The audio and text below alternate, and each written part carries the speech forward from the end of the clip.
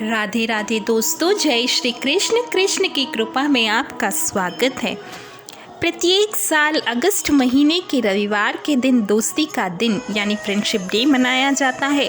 दोस्ती की सबसे बड़ी मिसाल के तौर पर आज भी भगवान श्री कृष्ण और सुदामा को जाना जाता है। भगवान श्री कृष्ण ने एक राजा होने के बाद भी अपना मित्र धर्म निभाया और सुदामा को अपने बराबर का स्थान दिया।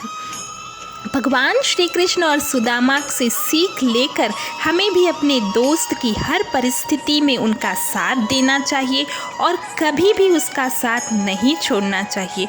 तो चलिए जानते हैं फ्रेंडशिप डे पर श्री कृष्ण और सुदामा की दोस्ती की कथा के बारे में।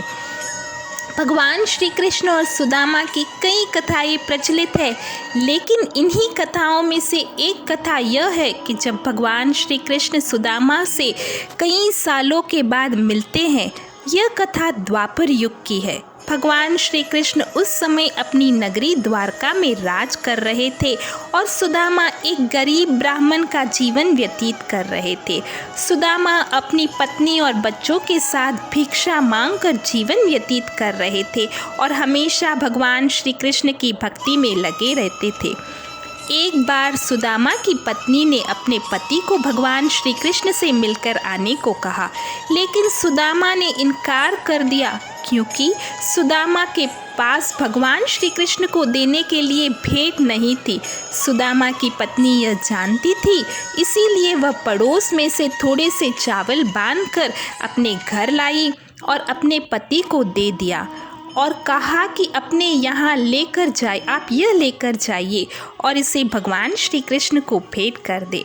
सुदामा उस चावल की पोटली को लेकर द्वारका की ओर चल दिए। जब वह भगवान श्री कृष्ण के महल पहुँचे तो उसे लोगों से भगवान श्री कृष्ण के महल का रास्ता पूछा। तो लोगों ने जब उसका परिचय पूछा तो उसने बताया कि वह भगवान श्री कृष्ण का मित्र है। सुदामा की यह बात सुनकर लोग उस पर हंसने लगे। लोग सुदामा को पागल समझने लगे क्योंकि वह अत्यधिक गरीब थे। उसके पैरों में ना तो चप्पल थी और ना ही तन पर जामा, उसकी धोती भी फटी हुई थी। वह जैसे तैसे भगवान श्री कृष्ण के महल तक पहुँचे। महल के द्वार पर पहुँचते ही द्वारपालों ने उसके बारे में पूछा। सुदामा ने द्वारपालों को बताया कि वह भगवान श्री कृष्ण का मित्र है और वह भगवान श्री कृष्ण को मिलना चाहते हैं।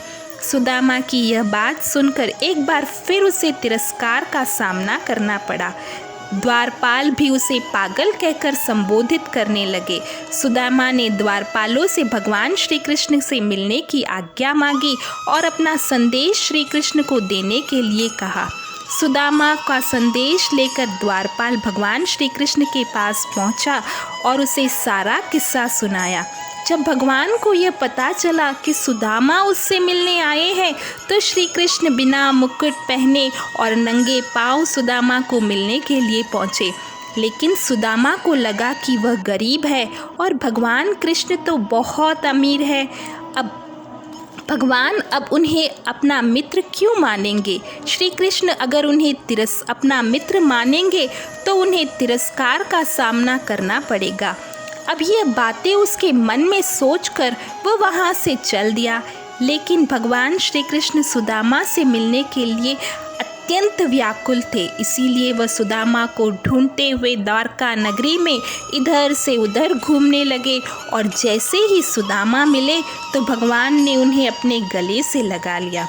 भगवान श्री कृष्ण ने अपने मित्र से मिले बिना ही जाने का कारण पूछा तो सुदामा ने उन्हें सारी बात बता दी। तब भगवान श्री कृष्ण ने सुदामा से कहा, तुम आज भी मेरे लिए वही मित्र हो जो सालों पहले हुआ करते थे। दोस्तों, कृष्ण और सुदामा का प्रेम यानी सच्ची मित्रता यही थी। कहा जाता है कि कृष्ण ने सुदामा को अपने से भी ज़्यादा धनवान बना दिया। दोस्ती की इसी नेक इरादे की लोग आज भी मिसाल देते हैं। उम्मीद करती हूँ ये छोटी सी कहानी आपको पसंद आई होगी। प्लीज़ लाइक, शेयर और सब्सक्राइब ज़रूर कीजिएगा।